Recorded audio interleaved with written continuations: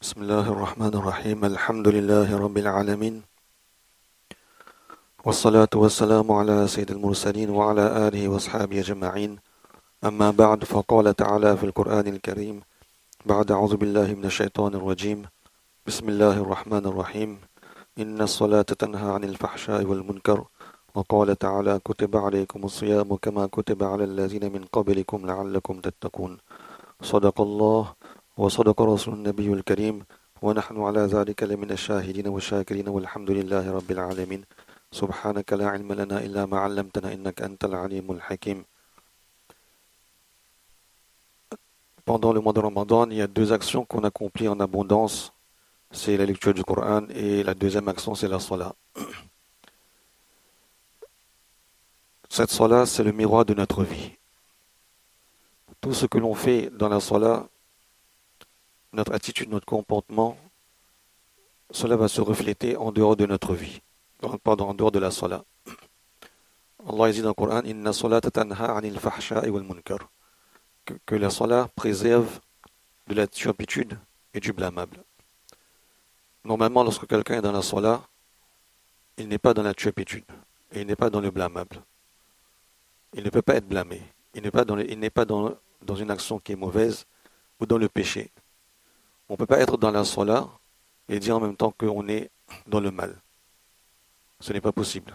On ne peut pas, dans le même endroit, basiquement mettre l'eau et le feu. Ne peuvent pas coexister au même endroit. De même, dans la salat, on ne peut dire qu'une personne est dans la turpitude ou du blâmable. Et pourtant, dans ce verset du Coran, Allah dit que la salat préserve de la turpitude et du blâmable. Donc, bien évidemment, on comprend que la turpitude et le blâmable dont il est question ici, c'est cette turpitude et ce blâmable qui se trouvent en dehors de la salat. C'est-à-dire qu'on accomplit notre salat et les faits se répercutent en dehors de notre salat. C'est pour cela que la salat, c'est le miroir du mu'min, le miroir de sa vie de tous les jours, son quotidien. Si on accomplit notre salat et que cela va avoir un impact sur le caractère blâmable de mes actions en dehors de la salat, il en est de même du côté positif. Cette salat aura également un impact positif sur mon comportement en dehors de la salat. C'est-à-dire que la qualité de ma salat va refléter la qualité de ma vie. Et si je corrige ma salat, beaucoup de choses dans ma vie seront corrigées. Si je perfectionne ma salat, je vais perfectionner également ma vie. Si j'arrange ma salat, je vais arranger les choses de ma vie.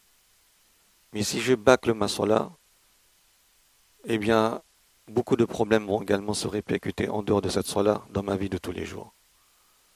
Et donc, il y a ici un lien de causalité entre l'action et l'effet de cette action, mais qui n'est pas perceptible rationnellement. Ce n'est pas aussi évident de comprendre que ce que je fais dans ma salat, ces gestes, ces pensées, ces zikrullah, ces rappels, eh bien, ils sont en lien direct avec les choses qui se produisent dans ma vie en dehors de la salat. Il n'y a pas de lien de causalité rationnelle direct qu'on puisse comprendre.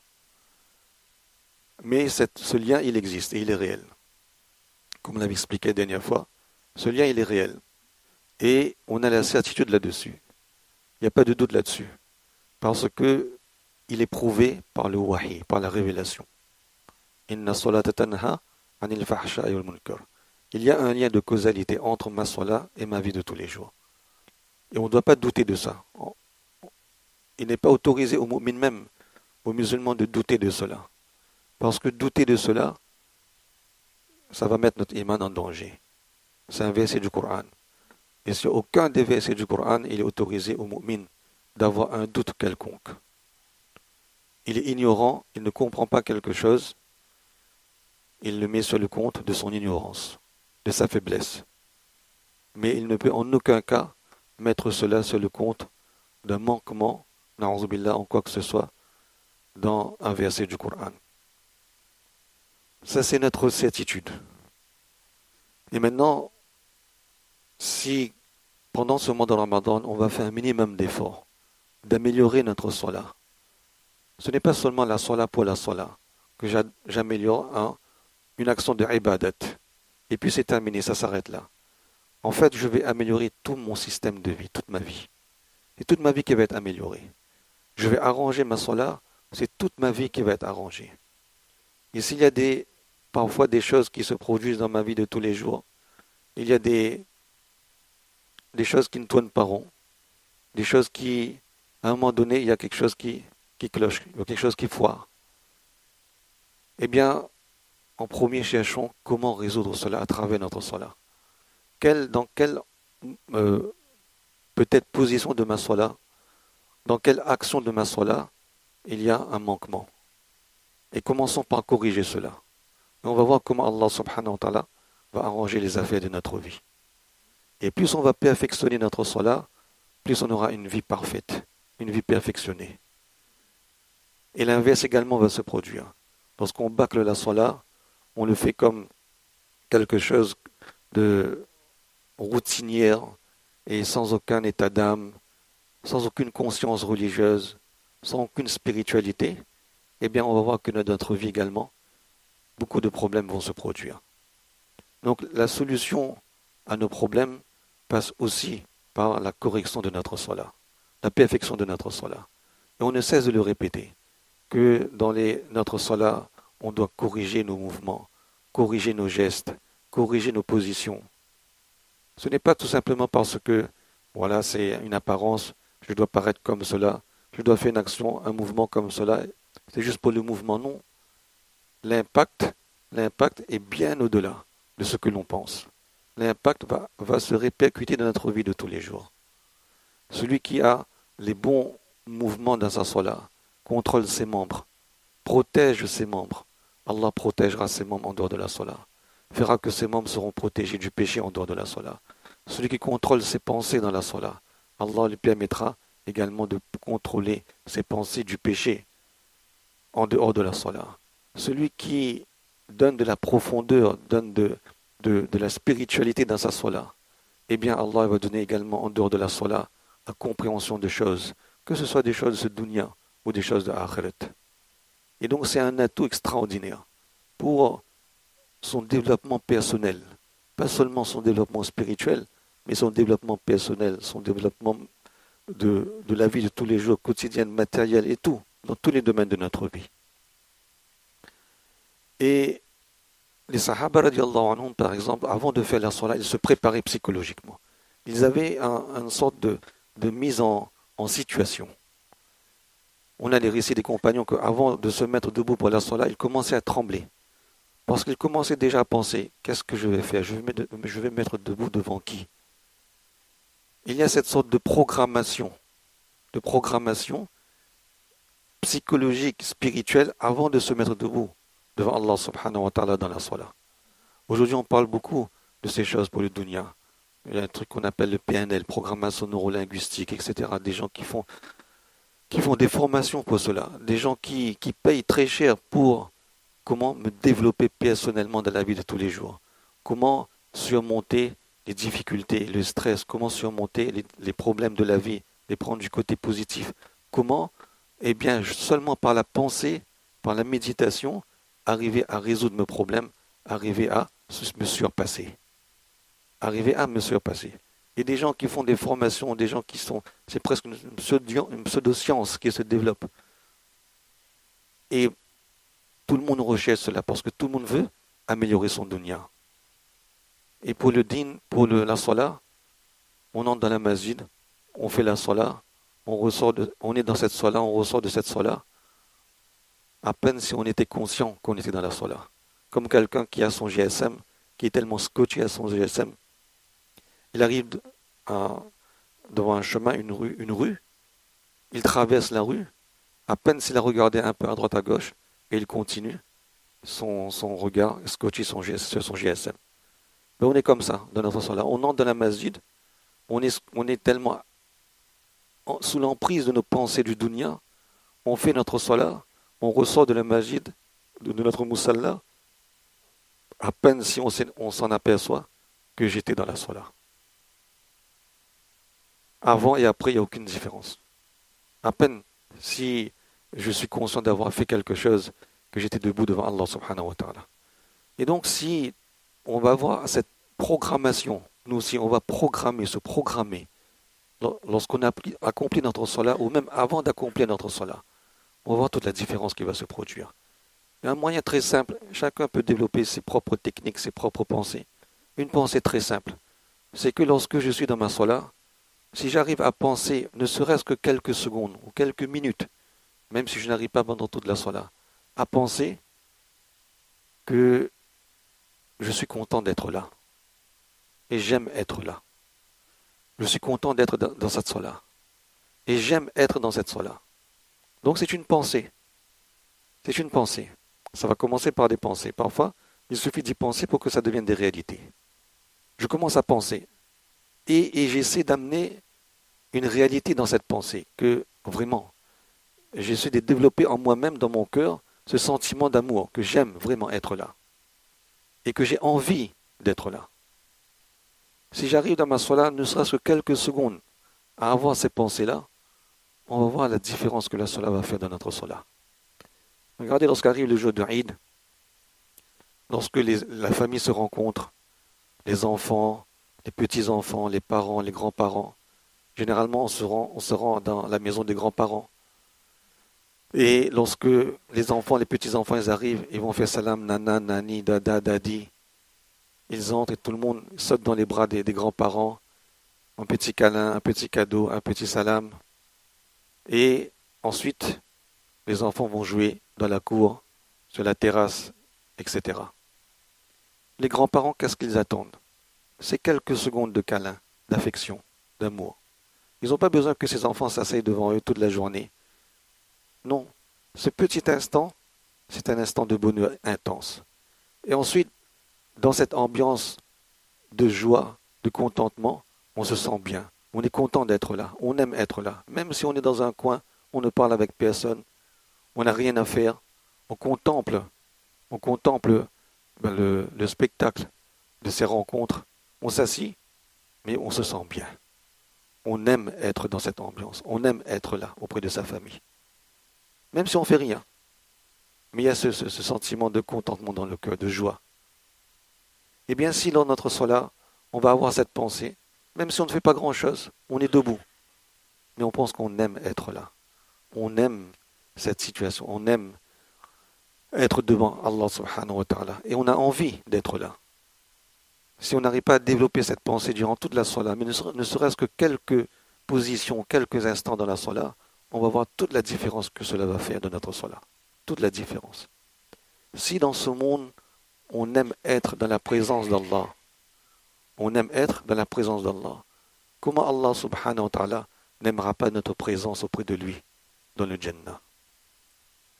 Et si dans ce monde, on n'aime pas être dans la présence d'Allah, comment Allah subhanahu wa ta'ala aimera notre présence auprès de lui dans le Jannah?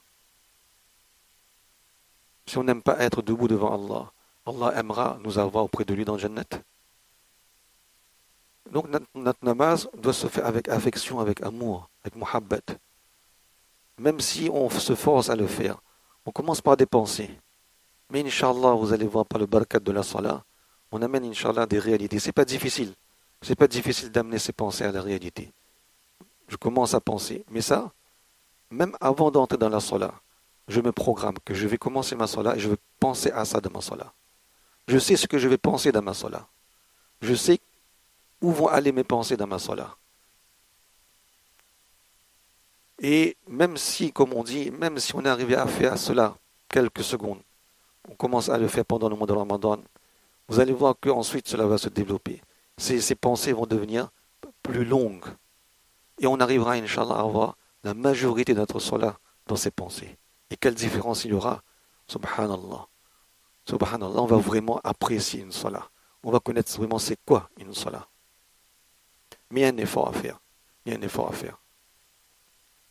Une fois, quelqu'un, il a écrit à, si je ne me trompe pas, c'est Hazrat Cheikh Rahmatullah alayh, ou bien Manatani Rahmatullah alayh, un de nos grands Akabil, il a dit, Hazrat, je ne sais pas, après toutes ces années de vie, toutes ces salats que j'ai accomplies, est-ce que Allah subhanahu wa ta'ala va accepter une de mes salats?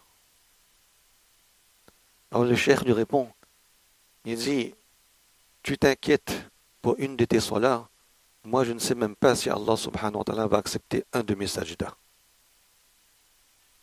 Ça c'est les akabir, des waliullah qui pensent comme ça. Je ne sais même pas si un de mes sajdas sera accepté par Allah subhanahu wa ta'ala. Toutes ces salats que j'ai fait, est-ce qu'un sajda est accepté? Et pourtant, combien de dévotions ils mettent dans leur salat? Et nous, on est tellement loin de ces dévotions. On ne se soucie pas même pas, on ne se soucie même pas, est-ce que au moins je fais un effort pour que un sajda de mon namaz est accepté? Un raka'at ou un namaz de ces années de vie, de ces années de salat, soit accepté par Allah. Et s'il y a un namaz qui est accepté vraiment par Allah, c'est peut-être ma sauvegarde dans l'au-delà. C'est peut-être mon sauvetage, mon bouée de sauvetage dans l'au-delà. Qu'au moins je pourrais présenter une action devant Allah que Allah subhanahu wa ta'ala acceptera. Mais si on fait l'effort, on fait un minimum de mehnet pour améliorer les choses, Allah nous aidera. Et là, on améliorera énormément. Et Allah nous fera accepter nos salats. Pas une salat, Inch'Allah, beaucoup de salats sont acceptés par Allah subhanahu wa ta'ala. Deuxième chose, un point très important, c'est que chaque incident qui se produit dans la vie du musulman, ou chaque incident qui se produit dans le monde, ça doit être des leçons pour le musulman. Des leçons. Et les calamités et les guerres, ils ont le mérite d'éclater nos bulles et de nous ramener à la réalité. On voit ce qui se passe aujourd'hui à travers le monde. On voit des images. Nous sommes des témoins éloignés. Nous sommes des spectateurs éloignés. Mais tout ce qui se passe doit nous servir de leçon. Et quelle leçon? Eh bien, éclater ces bulles dans lesquelles on vit. Aujourd'hui, on vit dans des bulles. On vit dans des bulles. Un type de bulle, c'est quoi? C'est la bulle des réseaux sociaux. La bulle des réseaux sociaux, on est dans un autre monde. On est coupé de la réalité. La bulle, il y a beaucoup de bulles. Et les calamités, les guerres éclatent ces bulles, nous ramènent à la réalité de la vie. Il y a la bulle du sport. On est dans un autre monde. On a des références extraordinaires, incroyables. Il y a la bulle des jeux vidéo. Des gens qui sont en longueur de journée dans un autre monde. Il y a la bulle des films, des séries télévisées, etc. Et la réalité, elle est bien loin de cela. Lorsque les guerres éclatent, lorsque les calamités arrivent, eh bien, ils ont au moins ce mérite d'éclater ces bulles. Ou lorsque on était scotché sur notre GSM à table, en famille, où les parents ne se souciaient même pas des enfants, où les enfants ne se souciaient même pas des parents. Les parents leur parlent, ils n'ont aucune oreille pour les parents. Scotchés à la GSM. Ils sont dans un autre monde, dans une bulle. Mais lorsque les calamités arrivent, lorsque la guerre arrive, eh bien là, on revient à la réalité de la vie. Et là, lorsqu'on cherche ses parents, ils sont morts. On cherche son enfant, il est mort. On cherche sa sœur, son frère, il est mort. On cherche un soutien, il est mort. On les ignorait de notre bulle. Aujourd'hui, la guerre, la calamité nous tombe dessus. Maintenant, lorsqu'on les cherche, ils sont partis. C'est fini. Ça nous ramène à la réalité de la vie. Là, on voit la réalité maintenant, ce qu'était un parent, ce qu'étaient les enfants, ce qu'était la famille, ce qu'était le soutien familial, ce qu'était l'entraide familiale. Mais la guerre et les calamités éclatent nos bulles, nous ramènent à la réalité de la vie. Lorsqu'on vit dans le monde des réseaux sociaux, eh bien, on est dans notre monde. Et la réalité, elle est autrement. Lorsqu'on vit dans la bulle des jeux vidéo, aujourd'hui c'est un autre fléau, les jeux vidéo. Les jeunes surtout. On est dans un autre monde, on est dans un monde où une balle ne tue pas. Un accident ne blesse pas. La vie, elle se répète. La mort n'existe pas. On est indestructible. On est dans cette bulle. Et lorsque les calamités et la guerre se produisent, cette bulle éclate. Et là, on découvre qu'une balle, ça tue. On découvre qu'un accident peut nous rendre handicapés à vie. On découvre qu'on peut perdre des membres et être amputé à vie par une bombe ou par un accident. Et là, on revient à la réalité de la vie. Là, on s'aperçoit c'est quoi la valeur de ces bienfaits qu'Allah nous a donnés. Donc ces calamités, ces guerres, tout ça, doivent réveiller notre conscience et éclater nos bulles. Lorsqu'on est dans les films et les séries télévisées, on suit ça avec passion. On veut savoir c'est quoi la suite. Et c'est fait d'une telle façon que ça nous accroche. On devient dans l'addiction parce qu'on veut savoir qu'est-ce qui va se passer, quelle est la suite, comment ça va se dénouer, quel est le scénario, comment ça va se terminer. Et ça se termine jamais, pratiquement jamais. Très longtemps après ça se termine. Et là on est dans notre monde. On vit dans un autre monde. Là on n'a plus les mêmes repères. On n'a plus les mêmes repères. On est dans une bulle. Et lorsque cette bulle éclate, on revient à la réalité de la vie. Là, on s'aperçoit que mes références ne sont plus les références que j'avais. Nous, on prenait comme référence quoi? Tel personnage de tel film. Que si je suis dans une telle situation, je vais agir comme lui, il a agi. Ou si je suis dans tel problème, je vais faire ce que lui, il a fait. Ou bien si je veux être quelqu'un, je veux être comme telle personne. On s'identifie à ces gens-là.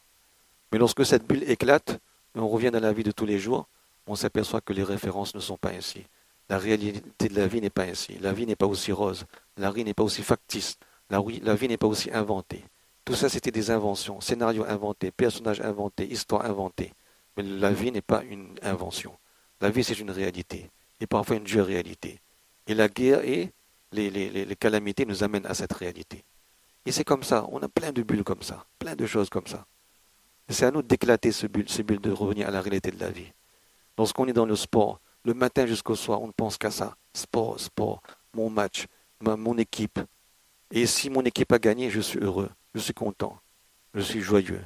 Et si mon équipe a perdu, alors je suis triste.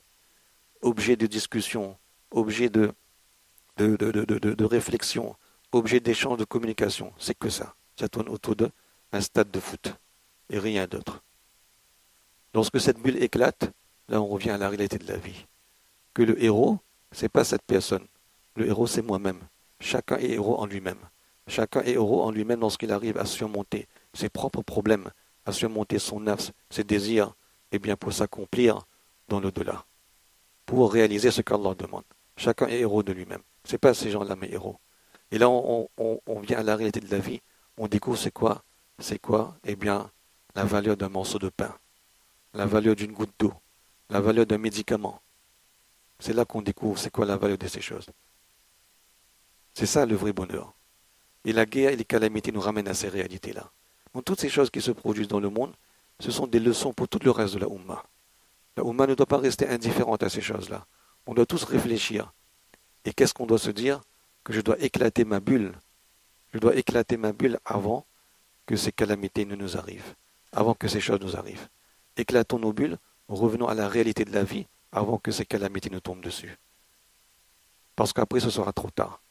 De toute façon, un jour ou l'autre, tout ça, toutes ces bulles vont s'éclater. Toutes ces bulles vont s'éclater. Qu'Allah va faire goûter à chaque personne son petit qiyamat. Il y a le grand qiyamat où l'univers entier sera détruit, la fin des temps. Et puis il y a le qiyamat de chaque personne. Son petit qiyamat, c'est sa mort. Et la mort, ça va éclater la bulle de tout le monde. Personne ne pourra éviter ça. Mais c'est un point de non-retour. C'est un point où on ne peut plus se rattraper. On ne peut plus se corriger. C'est fini, c'est trop tard. Et ça va arriver. De toute façon, un jour ou l'autre, tout le monde va passer par ça. Toutes les bulles vont s'éclater. Personne ne pourra pas dire que moi je vais rester dans ma bulle et continuer ma vie dans-delà dans ma bulle. C'est impossible. Chacun va goûter à la mort. Et là, tout va s'éclater. Eh bien, avant que cela n'arrive, retournons à la réalité de la vie, à la réalité des choses de la vie. Quelle est la raison pour laquelle Allah m'a créé? Quel est mon temps ici? Et qu'est-ce que je dois faire ici dans ce monde? Quelle est la valeur des choses? La valeur d'un morceau de pain que je mange? La valeur des bienfaits qu'Allah nous a accordés? Comment apprécier ces choses-là? Comment apprécier les choses de la vie? Et comment utiliser ces choses-là pour que je puisse avoir